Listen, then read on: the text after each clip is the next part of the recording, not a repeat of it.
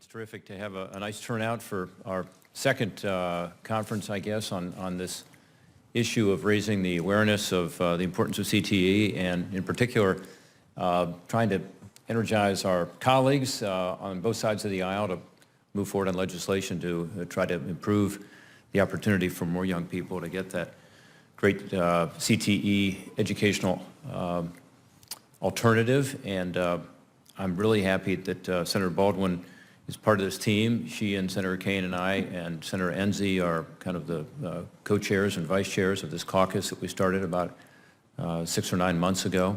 And I think it's an opportunity for us, again, not just to raise awareness, which is important, but also to ensure that we're maximizing the chance of getting some legislation passed to try to help out.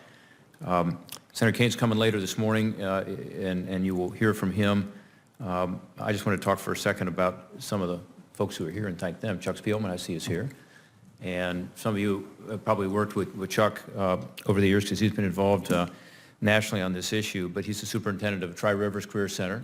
Tri-Rivers is one of our star career centers in Ohio. It's in Marion, Ohio, kind of central Ohio.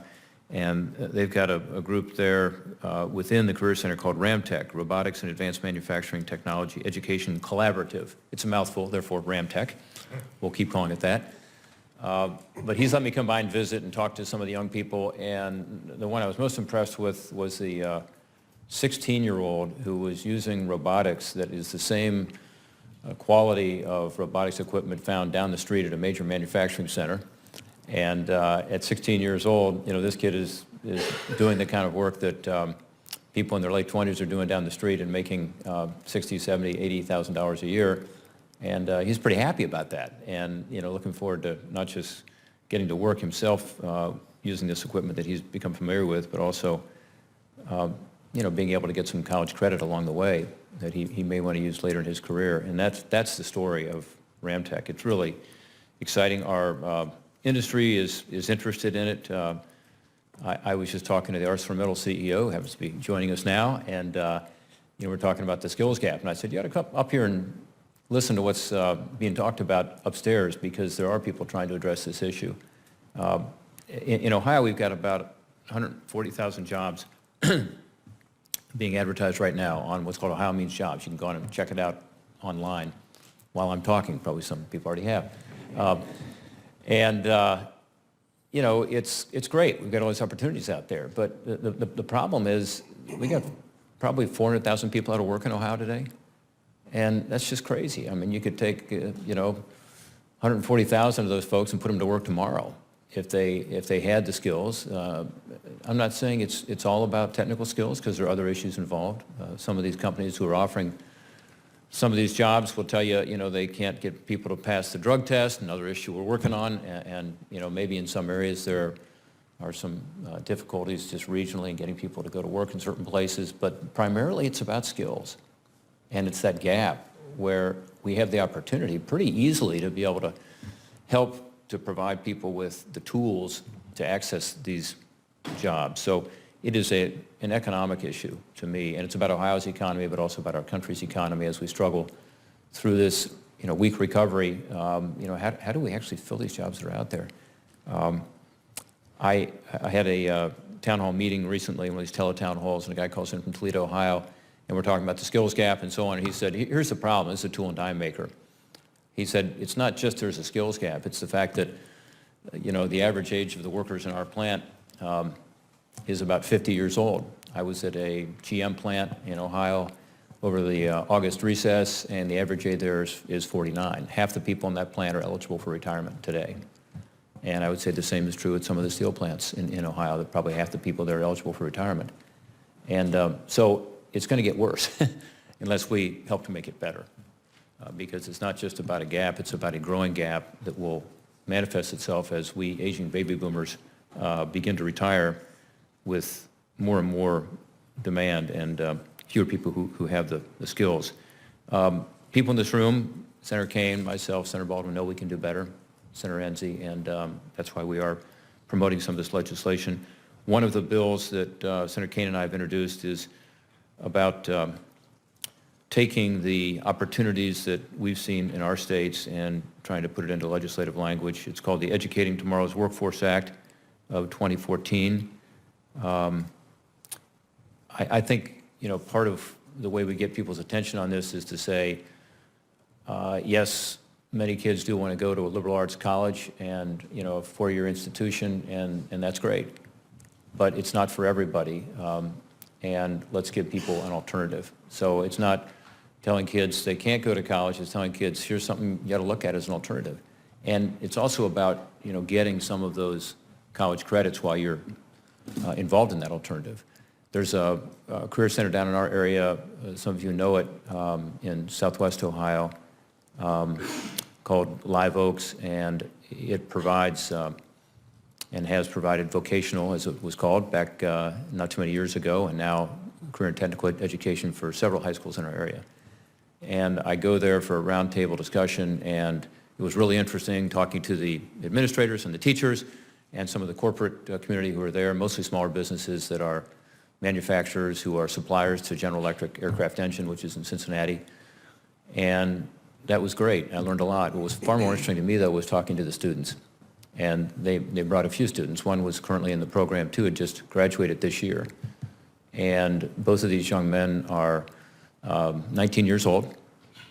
And they're pretty excited because they are about to start. In both cases, they've already started now. Jobs where they're making roughly $50,000 a year, plus benefits on top of that. And they're each going to be operating very sophisticated and very expensive equipment. As one of them told me, I'm going to be operating $1 million piece of equipment all by myself. And they also have college credit that they were able to obtain while going through this Live Oaks, Great Oaks process. And so I think what they're looking at is, instead of 4 years of college and taking on average now about $30,000 of debt, and the cost and expense of going through that process in addition to the debt, making over $200,000 a year during that process plus benefits. And so my obvious question was, have you gone back to your high school to talk to some of your classmates about it? And they said, yeah. And it's been, really surprising to our classmates and those in the years behind us to hear about this, because they had no idea. So part of this is a communication challenge. It's just being sure that young people know that this option is out there. The other thing that I like about career and technical that doesn't get much attention is the fact it helps keep kids in school. So, the dropout rates, particularly in our urban schools and some of our rural schools that are in relatively low-income areas, is troubling in terms of, 50% of the kids, for instance, in many of our urban schools in Ohio, not getting through high school. And so the survey is, what would have kept you in school? And the answer is something that was more about the real world. And if you look at the statistics on those who go to career and technical versus those who don't, about 80% of the typical high school student body graduates. With CTE, it's more than 90%. And again, the reason is it's a real world experience that they're having. So I think there's a great opportunity here not only to provide that education and provide this great opportunity to our young people, but also to keep kids in school by showing them that they can do something that's really interesting to them, that's going to lead to something they can see and visualize. The legislation I talked about is amending the Perkins Act. Some of you have worked hard with Perkins over the years. We want to ensure Perkins does get reauthorized. We'd like it to work better for CTE. So one, it defines what constitutes a rigorous CTE curriculum, requiring Perkins grant recipients to incorporate some key elements in their programs. It also increases flexibility for states and localities to be able to use this Perkins grant funding to establish CTE-focused programs that do allow students to gain college credit. We like that in Ohio particularly. It improves the links between high school and post-secondary education to help ease the attainment of industry-recognized credentials, licenses, apprenticeships, post-secondary certificates, again, to be able to obtain jobs in these high-demand fields. And it promotes partnerships between local businesses, regional industries, and stakeholders in the community to create pathways for students to get those internships, learning service experiences, or apprenticeships as they transition into workforce or into a post-secondary education. So I'm hopeful that this legislation can be enacted. It's bipartisan, obviously, with Senator Kaine and myself. It should be. It's the kind of legislation I think that would help from the federal level to not just encourage Perkins and what it does, but to make it more targeted on making CTE work better for those students and for our economy. I grew up in a small family business. It was a forklift truck distributor. I worked there. My brother worked there. My brother still works there. My sister worked there. And as in a car distribution business, most employees are technicians and mechanics.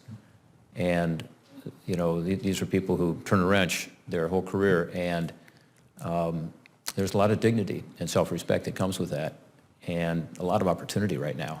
And if you talk to the forklift truck distributors in Ohio, they will tell you they have openings, and the openings are not among the salesmen or the administrative people or even the IT people. It's among the technical people, and they're looking for them. And we've got to be sure our young people know that these jobs not only have great opportunities in terms of being able to make a good living right away, but also a lot of dignity in those blue-collar jobs that enables our economy to succeed and enables people to achieve their dreams. And that's part of the broader message here that we hope this caucus and the work that you're doing here will encourage. So thank you all for coming. I appreciate it. And I know, again, you're going to hear a lot from some great panelists here, and appreciate them being here and making the trek. And Chuck, thanks for coming from the Buckeye State. Thank you. Take care. Thank you.